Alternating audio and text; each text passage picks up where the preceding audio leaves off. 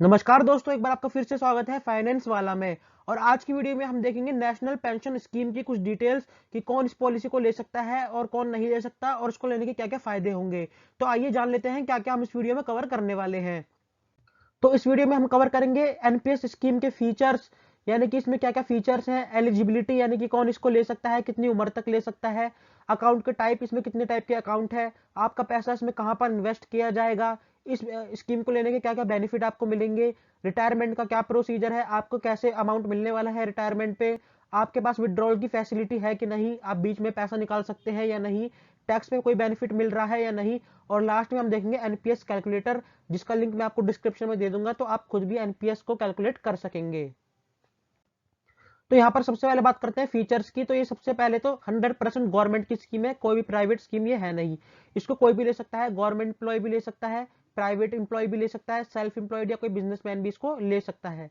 इस स्कीम का जो मेन ऑब्जेक्टिव है, यानी कि ये स्कीम क्यों बनाई गई है, ये बनाई गई है आपको सेल्फ डिपेंडेंट बनने के लिए 60 साल के बाद। क्योंकि 60 साल के बाद जो है इंसान डिपेंडेंट हो जाता है अपने बच्चों पे पैसों के लिए। लेकिन इस स्कीम का उद्देश्य यह है कि आपके खाते में हर साल हर महीने एक अच्छी खासी पेंशन आती रहे, जिससे आपको किसी के ऊपर डिपेंड नहीं रहना पड़े।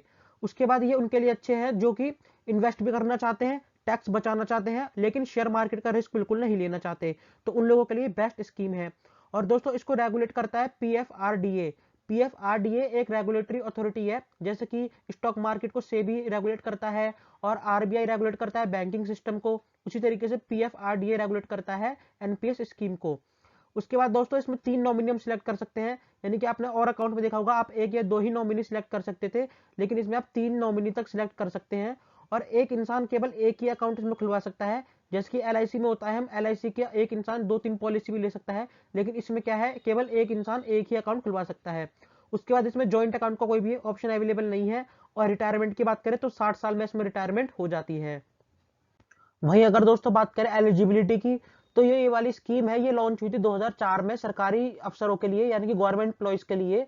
लेकिन 2009 में पीएफआरडीए ने इसको सबके लिए एप्लीकेबल कर दिया। और इस स्कीम को 18 साल से लेकर 70 साल तक के व्यक्ति अब ले सकते हैं।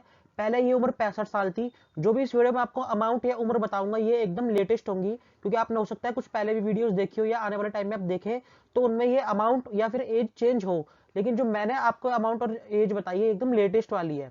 और इसमें मैक्सिमम एग्जिट की एज बात करें तो 75 ईयर है। वैसे तो 60 साल में आप रिटायरमेंट ले लेते हैं, लेकिन अगर आप आगे भी बढ़वाना चाहते हैं तो 75 साल तक की उम्र तक आप आगे बढ़वा सकते हैं। उसके बाद तो आपको एग्जिट लेना ही लेना होगा। बात करें अकाउंट की, तो इस अकाउंट को आप किसी भी बैंक से ओपन करवा सकते हैं, ऑनलाइन या फिर ऑफलाइन। और इंडियन व्यक्ति हो चाहे एनआरआई व्यक्ति हो, कोई भी इस अकाउंट को ओपन करवा सकता है। इस अकाउंट को चालू रखने के लिए आपको कम से कम साल में 1000 रुपए जमा करवाने होंगे, और ज्यादा से ज्यादा आप कितने भी रुपए और कितनी बार भी इसमें जमा करवा सकते हैं। जब आप इस वाले अकाउंट को खुलवाओगे, यानी कि एनपीएस अकाउंट को आप जब खुलवाओगे, तो बैंक अकाउंट की तरह ही आपको उसमें 12 डिजिट का पीआरएएन यानी कि परमानेंट रिटायरमेंट अकाउंट नंबर मिलेगा, जो कि बिल्कुल बैंक अकाउंट की तरह ही काम करेगा। और दोस्तों, एनपीएस में आपको दो टाइप के अकाउंट मिलेंगे, एक टीयर 1 अकाउंट और एक टीयर 2 अकाउंट। टीयर 1 को हम पेंशन फंड भी कहते हैं और टीयर 2 को हम इन्वेस्टमेंट अकाउंट भी बोल सकते हैं। क्योंकि देखिए, टीयर 1 अकाउंट एक तो नॉन विड्रॉएबल अकाउंट है, यानी कि इसमें से आप बीच में पैसा नहीं निकाल सकते। बहुत ही ज्यादा शर्तें होंगी इसमें गवर्नमेंट की, जब भी जाके आपको कुछ पैसा निकालने के लिए अनुमति मिलेगी। और इसमें आप जब तक पैसा नहीं निकाल सकते जब तक आपकी रिटायरमेंट नहीं हो जाती, यानी कि रिटायरमेंट पे ही आपको इसमें पैसा मिलेगा। लेकिन जो टीयर 2 अकाउंट है, ये म्यूचुअल फंड की तरह अकाउंट है, यानी कि इसमें जो आपका पैसा है वो मार्केट में लगाया जाएगा, और इसमें आप जब मर्जी डिपॉजिट कर सकते हो और जब मर्जी अमाउंट को विड्रॉ कर सकते हो। इस अकाउंट में इन्वेस्टमेंट करने के लिए आपको सबसे पहले टीयर 1 अकाउंट खुलवाना बहुत ही आवश्यक है, जब भी जाके आप इसको टीयर 2 अकाउंट में कन्वर्ट करवा सकते हो। उसके बाद आपका पैसा कहां लगेगा, तो आपका पैसा 3 जगह लगता है, इक्विटी, कॉर्पोरेट बॉन्ड और गवर्नमेंट सिक्योरिटीज। इक्विटी यानी कि शेयर मार्केट हो गया, जिसमें सबसे ज्यादा रिस्क रहता है और रिटर्न भी इसमें सबसे ज्यादा मिलती है। कॉर्पोरेट बॉन्ड्स हो गया, यानी कि गवर्नमेंट के बॉन्ड्स होते हैं, जो कि इसमें मॉडरेट रिस्क रहता है और मॉडरेट रिटर्न रहती है। और गवर्नमेंट सिक्योरिटीज थर्ड नंबर पे, जिसमें लो रिस्क रहता है और रिटर्न भी स्टडी रहती है, उसी हिसाब से इसमें रिटर्न रहती है। तो यहाँ पर इसके बाद दो चॉइस है हमारे पास, हम अपना पैसा जो लगवाना चाहते हैं उसके लिए भी दो चॉइस है। दो अकाउंट है, टीयर 1 अकाउंट और टीयर 2 अकाउंट। उसके बाद फिर हमारे पास चॉइस रहती है एक्टिव चॉइस और ऑटो चॉइस। एक्टिव चॉइस में क्या होता है, हम डिसाइड करेंगे कि हमारा पैसा कहाँ लगेगा। जैसे कि मैंने आपको बताया, इक्विटी, बॉन्ड्स और गवर्नमेंट सिक्योरिटीज में लगेगा, तो इन तीनों में कितना कितना पैसा लगेगा ये हम डिसाइड कर सकते हैं। और इक्विटी में हम 75% से ज्यादा पैसा नहीं लगा सकते। और एक्टिव चॉइस और ऑटो चॉइस यानी कि इन दोनों को जो हम सिलेक्ट करेंगे ये साल में हम 2 बार चेंज भी कर सकते हैं। और एसेट एलोकेशन यानी कि कितना कितना पैसा हमारा कहाँ लगेगा, ये भी हम साल में 2 बार चेंज कर सकते हैं। और अगर बात करें ऑटो चॉइस की, तो इसमें हमें कुछ डिसाइड नहीं करना होगा, कंपनी अपने आप डिसाइड करेगी। जैसे कि एक्टिव चॉइस में तो हमने खुद डिसाइड करना है कि कितना पैसा कहाँ लगेगा, लेकिन अगर आप इतनी माथापेची नहीं करना चाहते तो आप इस वाले ऑप्शन को चूज कर सकते हैं। इसमें आपको जो पेंशन फंड मैनेजर है वही डिसाइड करेंगे। तो यहाँ पर 7 तरीके के पेंशन फंड मैनेजर है एनपीएस स्कीम में: Aditya Birla capital, HDFC pension, UTI, LIC, Kotak, SBI और आईसीआईसीआई।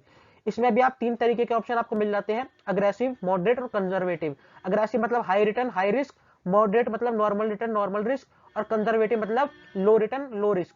तो इसमें से भी आप 3 तरीके के ऑप्शन चूज कर सकते हैं। और पीएफ फंड मैनेजर भी आप साल में एक बार बदल सकते हैं।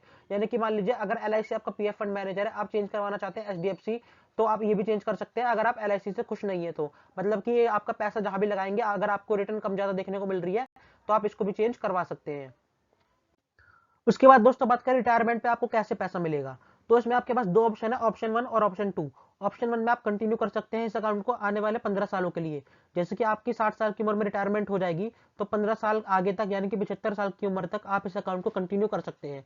अब कंटिन्यू में भी आप 2 चीजें आपके पास हैं: या तो आप 15 सालों तक इसमें और पैसा जमा कराते रहिए, तो 75 साल की उम्र में आपको रिटायरमेंट का पैसा मिल जाएगा आपके पूरे ब्याज के साथ। या फिर दूसरा ऑप्शन ये है कि 60 साल की उम्र में ही आप पैसा जमा करवाना बंद कर दीजिए और 15 साल तक और कंटिन्यू रखिए, यानी कि 75 साल तक। तो आपको जो जितना भी अमाउंट आपने जमा करवाया है उसका 15 सालों का और ब्याज भी मिल जाएगा। तो दोनों ही ऑप्शन है, आप चाहे तो आगे आने वाले 15 सालों तक पैसे जमा भी करवा सकते हैं और नहीं भी करवा सकते। ऑप्शन 2 में क्या है, आप एनपीएस को बंद करवा सकते हैं, यानी कि ऑटोमेटिकली बंद हो जाएगा 60 साल की उम्र में, जिसमें आपको 2 अमाउंट मिलेंगे। 60% तो आपको तुरंत मिल जाएगा, जैसे कि मान लीजिए अगर आपको 1 करोड़ का अमाउंट आपको मिलने वाला है रिटायरमेंट पे, तो 60% तो आपको तुरंत मिल जाएगा और 40% की आपकी पेंशन बन जाएगी। यानी कि 60 लाख रुपए आपको तुरंत बन गया, जिसपे आपको टैक्स नहीं देना। लेकिन जो 40 लाख है उसके आपको पेंशन मिलने लगेगी, जो कि एक एज अ सैलरी काउंट होगा और उस पर भी आपको टैक्स देना होगा। उसके बाद बात करें पार्शियल विड्रॉ की फैसिलिटी, इसमें आपको देखने को मिल जाती है। तो पार्शियल विड्रॉ आप कुछ ही केसेस में करवा सकते हैं, जैसे कि अगर आपकी फैमिली में किसी की ज्यादा तबीयत खराब है और उसे हॉस्पिटलाइजेशन की जरूरत है, या आपको हॉस्पिटलाइजेशन की जरूरत है उस केस में, या फिर बच्चे की हायर एजुकेशन के लिए, उसकी शादी के लिए, आपने घर खरीदा उसके लिए, या आप कोई नया बिजनेस स्टार्ट करना चाह रहे हैं जैसे हम स्टार्टअप भी बोलते हैं उसके लिए, और वो बिजनेस भी पीएफआरडीए ने प्रिस्क्राइब करे हुए हैं कौन कौन से बिजनेस के लिए आप पार्शियल विड्रॉ करवा सकते हैं। उसके बाद कुछ कंडीशन है, जैसे कि आप 3 साल बाद ही विड्रॉ करवा सकते हैं टीयर 1 अकाउंट में। टीयर 1 और टीयर 2 दो टाइप के अकाउंट होते हैं। टीयर 2 अकाउंट में आप जब मर्जी विड्रॉ करवा सकते हैं और जब मर्जी डिपॉजिट कर सकते हैं, लेकिन जो टीयर 1 अकाउंट है इसमें आप केवल 3 साल बाद ही अमाउंट को विड्रॉ करवा सकते हैं। और आप विड्रॉ तभी करवा सकते हैं जब आपने लगातार 3 साल तक इसमें पैसा जमा कराए हो, यानी कि आपने कोई गैप ना लिया हो। उसके बाद जो विड्रॉवल है वो केवल 25% मिलेगा आपको, यानी कि जितना भी पैसा आपने जमा करवाया है उसका केवल 25% आप विड्रॉ कर सकते हैं। उसका केवल 25% ही पैसा आप निकाल सकते हैं, वो भी अपने कॉन्ट्रीब्यूशन का।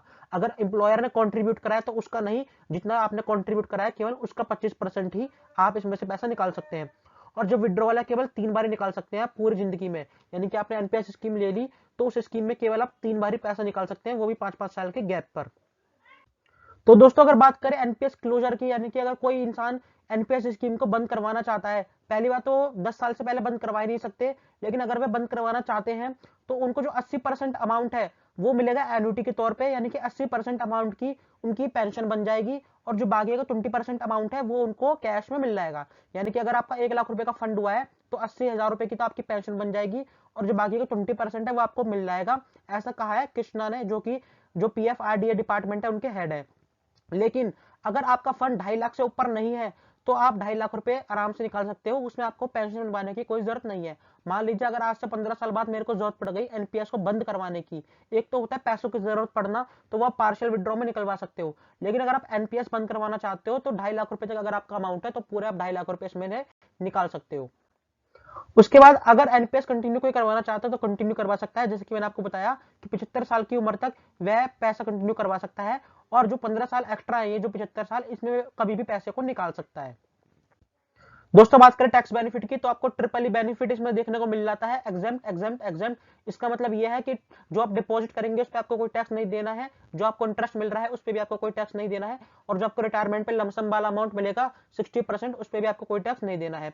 उसके बाद आप इसमें 1.5 लाख रुपए तक का रिबेट ले सकते हैं। और एनपीएस स्कीम में आपको ये बड़ा फायदा मिल जाता है कि सेक्शन सीसीडी 1B के अंतर्गत आप इसमें 50,000 रुपए एक्स्ट्रा यानी कि टोटल 2 लाख रुपए तक के आप इसमें टैक्स रिबेट ले सकते हैं। क्योंकि बाकी की जो गवर्नमेंट स्कीम है उसमें केवल आप 1.5 लाख रुपए तक की रिबेट ले सकते हैं, लेकिन इसमें आपको 2 लाख रुपए तक का ऑप्शन मिल जाता है। और अगर आपका एम्प्लॉयर जो अगर जहां पे भी आप जॉब कर रहे हैं, अगर यहाँ पर ये जो स्कीम है वो अवेलेबल है, तो आप एक्स्ट्रा 10% भी रिबेट ले सकते हैं अगर आपका एम्प्लॉयर भी आपकी इस स्कीम में कंट्रीब्यूट करता है। तो ये केवल सैलरीड लोगों के लिए है, जो सैलरी वाले हैं, जो एम्प्लॉयर जहां पर ये स्कीम लागू होती है, सेल्फ एम्प्लॉयड लोगों के लिए नहीं है।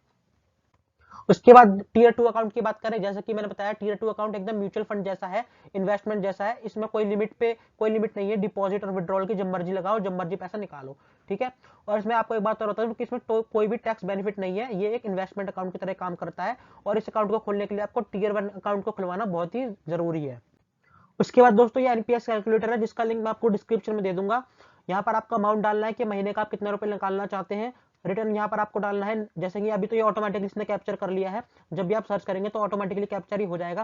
लेकिन आप फिर भी देख लीजिएगा कि इस वक्त कितना रिटर्न चल रहा है, तो लगभग 9% चल रहा है, तो उसने ऑटोमेटिकली 9% ले लिया है। यहाँ पर आपको एज डालनी है, तो टोटल आपकी इन्वेस्टमेंट दिखा देगा कितने रुपए आपने टोटल लगा दिए 60 साल की उम्र तक, और जो इंटरेस्ट मिला वो इतना मिला। मेच्योरिटी अमाउंट 38,90,000 है, जिसमें से 15,56,000 की पेंशन बन जाएगी, और जो बाकी के पैसे होंगे वो आपको लमसम में मिल जाएंगे।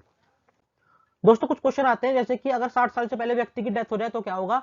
तो उस केस में जो उसका कॉर्पस फंड का अमाउंट है उसके नॉमिनी या फिर लीगल हियर, जिसे हम वारिस भी कहते हैं, उसे मिल जाएगा। उसके बाद क्वेश्चन आता है कि अगर मैं पैसा जमा करवाना बंद कर देता हूं तो क्या होगा। तो उस केस में आपका अकाउंट जो है फ्रोज कर दिया जाएगा, यानी कि एक तरीके से फ्रीज कर दिया जाएगा, और फिर उस अकाउंट का वापिस से बकाया राशि के साथ पेनल्टी देकर चालू करवा सकते हैं। उसके बाद साल में आप कितनी बार पैसा जमा करवा सकते हैं, साल में आप कितनी बार भी इसमें पैसा जमा करवा सकते हैं, उसमें कोई लिमिट नहीं है। उसके बाद जो अभी इंटरेस्ट रेट है क्या आगे भी वही रहेगा, तो ऐसा कोई फिक्स नहीं है, ये पेंशन फंड मैनेजर पे डिपेंड करता है, क्योंकि इसमें जो आपका पैसा है वो कहीं ना कहीं मार्केट में लगता है, तो उस तरीके से आपकी जो रिटर्न है वो भी वेरी करती रहती है। उसके बाद क्या जितना अमाउंट हम फर्स्ट टाइम जमा कर रहे हैं उतना हर बार कराना होगा, तो ऐसा कोई जरूरी नहीं है। आप हर बार सेम अमाउंट आपको जमा करवाने की जरूरत नहीं है, आप बीच बीच में अमाउंट को चेंज भी कर सकते हैं। क्या पैसा ना दे जमा करने पर अकाउंट बंद हो जाएगा, 2 साल पैसा ना जमा करने पर, अगर आपने 2 साल तक पैसा जमा नहीं करा तो आपका अकाउंट जो है फ्रीज कर दिया जाएगा, और पेनल्टी देके आप उसे वापस से कंटिन्यू करवा भी सकते हो। और दोस्तों मैं आपको एक बात और बता दूं कि आपने मेरे चैनल को अभी तक सब्सक्राइब नहीं करा हुआ है, इसलिए अगर ऐसी वीडियोस देखनी है तो चैनल को सब्सक्राइब कर दीजिए, ताकि मैं आपके लिए ऐसी अच्छी अच्छी वीडियोस लाता रहूं। तो मिलेंगे अगली वीडियो में, तब तक के लिए गुड बाय।